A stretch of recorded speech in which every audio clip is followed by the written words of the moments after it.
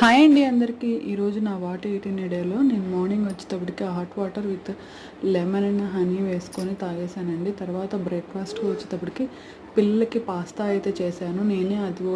నేను కూడా అదే తినేసానండి, ఒక హాఫ్ కప్ వరకు.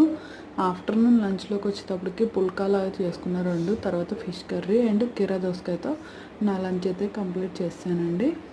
ఫిష్ పులుసు అయితే వేసుకున్నాను, కొంచెం ఒక పీసే వేసుకున్నాను.